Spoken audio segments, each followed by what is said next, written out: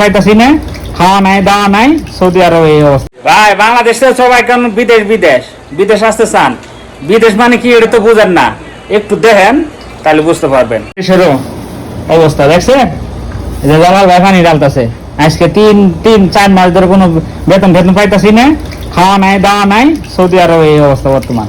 দেখেন এক আমার বড় ভাই অসুস্থ হয়ে পড়ছে, বাইতে টেয়ার লেগে ফেসে দিতেছে 3 মাস টেয়ার দেন না, বাইতে টেয়ার লেগে ফেসে দিতেছে, অনেক অসুস্থ হয়ে গেছে বুঝছেন ভাই। এই অবস্থা কোম্পানি 3 মাস কাম করছি 300 টাকা লাগছে, খানাটা দিয়ে গেছে। আরে বিদেশে বাইতে বাড়াম না আমরা খামু, আয় রে বিদেশ কতগুলো টাকা দেয়, 4 থেকে 5 লাখ টাকা দিয়ে আয় বিদেশে।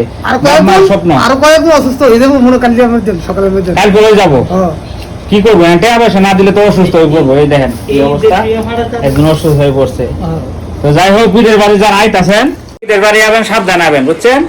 ওই অনেকে আছে কি ফুলামান মানে সোনার চামচ মুখে নিয়ে জন্মগ্রহণ করে, ভাবে বিদেশে আইলেই সৌদির কাছে টাকা ধরে, টাকা ছিপবো আর দেশে পাঠাবো। ভাই এরম না, আইলে বুঝবেন। এই যে আমরা আছি শরীর থেকে তো কমে গেলে না, মনে হয় মোটা পাওয়া মনে হয় ভালোই আছে না, ভাই ভালো নাই, টাকা পয়সা দেয় না ভাই 3 মাস ধরে, ফুলুস মাফি ফুলুস মোদি টাকা পয়সা দেয় না ভাই, খুব বিপদে আছি। ওই যে জালাল ভাই আমার বড় ভাই, জালাল ভাই কি অবস্থা, তাহলে বিপদ না ভাই।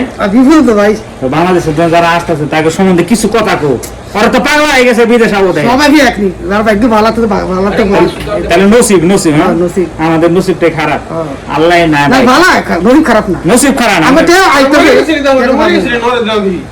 না না আসলে অসুস্থ হয়ে যায়। দেখেন আসলে একটু পানি টানি ঢালা হইলো, আমি একটু ঢেলে দেই।